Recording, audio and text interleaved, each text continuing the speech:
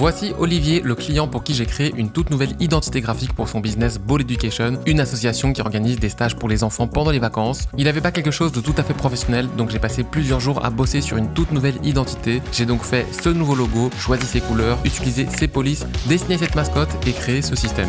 J'ai ensuite appelé le client pour prendre rendez-vous et aujourd'hui, il vient à mon bureau pour que je lui fasse la présentation de tout mon travail.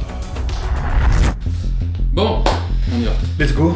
Là, je passe bien une bonne demi-heure à expliquer et montrer toute l'identité graphique à Olivier. J'ai appris au fil des années que je préférais bien plus pitcher mes concepts en face à face avec le client, car ça me permet de bien mieux vendre mon travail et tout expliquer clairement. Et 30 minutes plus tard...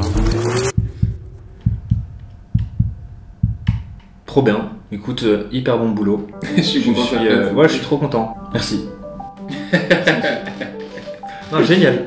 Trop propre. Je réfléchis un peu comme ça, à chaud.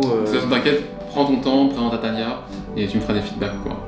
Bon là c'était la réaction d'Olivier à chaud, il est déjà très content, mais là je viens de recevoir un nouveau message de sa part et c'est pas du tout fini.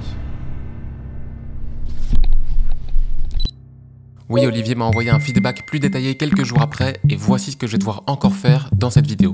Corriger le B du logo, proposer un autre vert, voir si c'est possible de créer un autre visage pour la mascotte, leur créer de nouvelles poses, créer le site web, créer des templates de flyers, posters, posts Instagram et surtout créer la charte graphique, la bible de tout graphiste qui se respecte. J'ai rendez-vous dans très exactement 5 jours avec Olivier pour lui faire une toute nouvelle présentation et espérer qu'il valide tout ce que j'aurais fait. Jour 1, j'ai commencé par retravailler la lettre B de notre logo. En fait, c'est vraiment du détail, mais on trouvait que le B était pas assez prononcé sur certaines courbes, surtout quand on le voyait isolé dans sa bulle. Bon, on voit quasiment pas la différence entre les deux, mais c'est vraiment du peaufinage. J'ai également fait de nouveaux tests de combinaison de couleurs et c'est vrai qu'avec le recul, ce vert était beaucoup trop pastel et manquait en vivacité. J'ai donc testé de nouvelles combinaisons pour aller sur quelque chose de bien plus vif. Celui-là est vraiment mieux je trouve, mais maintenant le problème c'est que il marche plus avec le bleu. Effectivement, le contraste est pas dingue, donc j'ai changé le bleu vers cette teinte-ci et maintenant je trouve personnellement que c'est parfait. Ensuite, on a aussi eu un problème avec la mascotte, c'est que son visage fait un peu trop bébé. Je pense même que j'ai abusé avec les pupilles qui sont énormes. Donc l'idée est d'essayer de faire des autres propositions pour le visage et j'ai fini par faire ça, ça, ça et ceci. Je pense qu'on va plutôt partir sur cette expression-ci et enfin je me suis dit pourquoi pas rajouter des sourcils. Ça va un peu vieillir la mascotte, plus des yeux qui sont coupés aux 3/4. Bon c'est encore une fois du détail mais ça change complètement son look je trouve.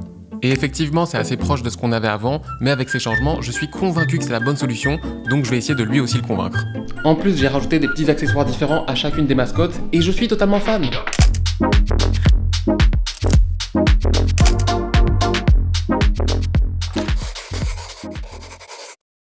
Jour 2, mes mascottes sont maintenant prêtes, mais problème. Je dois maintenant dessiner la chose la plus difficile en dessin, ce que redoutent tous les dessinateurs du monde. Certains réussissent même à bâtir une carrière en évitant cette tâche ingrate. Je parle bien sûr des mains. Heureusement que Pinterest existe et que je peux m'inspirer de ce qui a déjà été fait. J'ai donc fait un super moodboard avec plein de références pour m'aider à réaliser tout ça. J'ai dessiné plusieurs positions différentes, histoire qu'on puisse plus tard vraiment s'amuser et mettre en scène la mascotte de plein de façons différentes.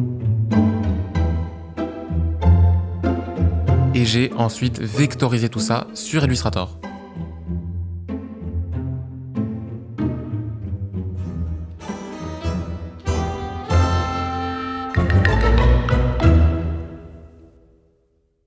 Aujourd'hui, Ball Education n'a pas de site web et c'est pourtant un outil primordial qui va les aider dans leur organisation et leur présence en ligne. Le site permet d'ajouter plein d'informations relatives à l'association, indiquer les prochaines dates de stage, des informations relatives aux événements, ça permet de créer un système d'inscription et ça va aussi rendre l'image de l'asso plus professionnelle. S'ils essaient de recevoir des subsides de la ville, ça sera plus facile de savoir qui ils sont et ce qu'ils font. Donc je vais passer la journée à créer la maquette du site web. Ça sera sûrement évolutif parce que actuellement le client est en train d'écrire tout le contenu avec son associé. Mais au moins comme ça on a déjà une bonne base. Après j'avoue, le design d'interface, c'est vraiment pas ce que je préfère faire, mais on va faire au mieux. Pour l'instant, je crée ce qu'on appelle un one page, c'est-à-dire que tout le contenu va se retrouver sur la page d'accueil du site web, enfin du moins les points importants. J'ai donc fait au plus simple en utilisant l'identité actuelle.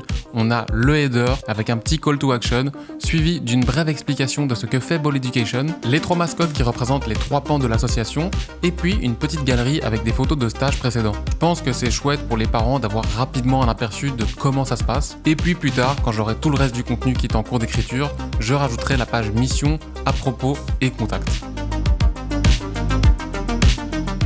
La maquette que je viens de designer, une fois qu'elle sera validée, je vais l'intégrer à leur site web et ça tombe bien parce que j'ai une solution qui est gratuite pour Olivier grâce au partenaire de cette vidéo qui est Odoo.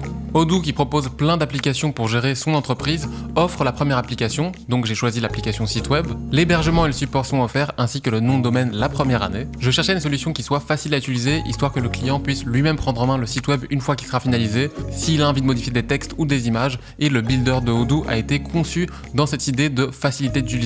C'est un système de drag and drop, ce qui signifie que ici je peux prendre mon bloc image à côté, je peux le glisser où je veux sur ma page, et donc ça me permet de construire assez rapidement la structure du site web. Je peux déjà, sur base de ma maquette, créer les différentes sections, et puis j'aurai plus qu'à remplacer ce qu'il faut, modifier les couleurs, les polices. Si vous vous souvenez, j'avais choisi une police d'écriture sur Google Font, et encore une fois c'est pratique parce que je peux directement cliquer sur ajouter depuis Google pour aller la chercher.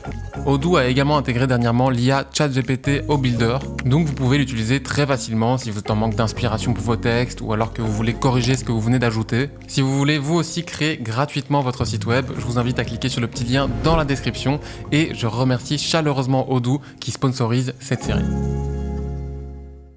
Bon, il faut qu'on parle d'un truc sérieux. Actuellement, Olivier utilise ce template de flyers. Ça va pas du tout. Donc mon objectif aujourd'hui, c'est que le client puisse vraiment utiliser son identité et arrive à créer lui-même ses visuels pour parler de l'actualité ou faire la promo de stage grâce à des templates qu'il pourra modifier. Donc pour ces visuels, on va réutiliser nos bras élastiques de mascotte, sauf qu'on va réadapter tout ça sur différentes mises en page. On pourra utiliser par exemple sur des posts de réseaux sociaux, sur des flyers, sur des posters, etc.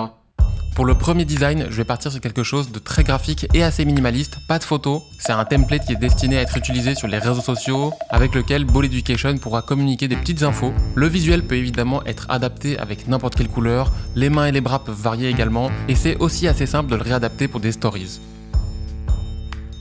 Ensuite, pour le second template, je vais créer un flyers pour faire la promotion d'un nouveau stage. Le souci, c'est que sur le flyers que le client utilisait actuellement, il y avait beaucoup trop d'infos et de textes. Donc, on va faire quelque chose de plus minimaliste et inviter les parents à visiter le site web pour avoir les infos en long et en large via un code QR par exemple. L'idée de ce template, c'est de toujours avoir une photo centrale qui représente l'event. On a évidemment un bras qui passe entre l'arrière-plan et le sujet. Et ensuite, dans le bas, on a les petites infos concernant l'event. Et puis pour terminer, le troisième template, j'ai le poster que j'avais déjà proposé dans la première partie de cette vidéo. Je trouve que c'est déjà assez sympa et que ça fonctionne bien. Je l'ai juste un tout petit peu changé, mais c'est vraiment super léger. Vous allez peut-être me dire que tout ça devient peut-être compliqué à gérer pour le client, mais en réalité pas tant que ça. Aujourd'hui, les outils ont énormément évolué et c'est de plus en plus simple. En plus, tout à la fin, je vais organiser avec Olivier un petit cours de quelques heures où je vais lui expliquer comment utiliser les templates et en plus de ça, je vais tout filmer, comme ça il aura toujours accès à ces vidéos. Ça y est, Olivier revient au studio dans quelques heures. Je passe ma matinée à faire le nouveau document de présentation avec le nouveau logo, les nouvelles mascottes, le site web, les templates, etc. Bon ben ça y est, monsieur vient de sonner.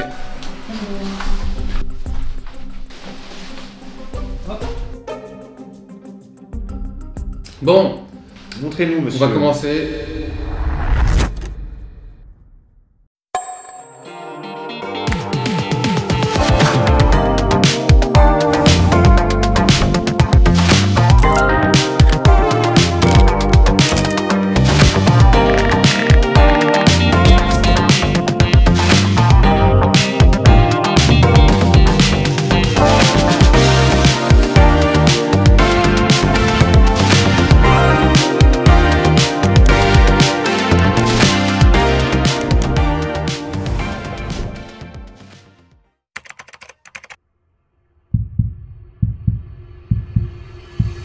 Ça va, c'est validé? Ouais, c'est 100% validé.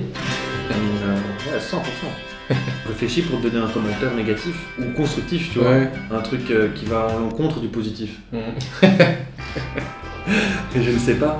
Bah écoute, si jamais il y a un truc qui te passe par la tête, tu m'envoies un message. Hein. J'ai hâte de jouer avec tout ça et m'amuser.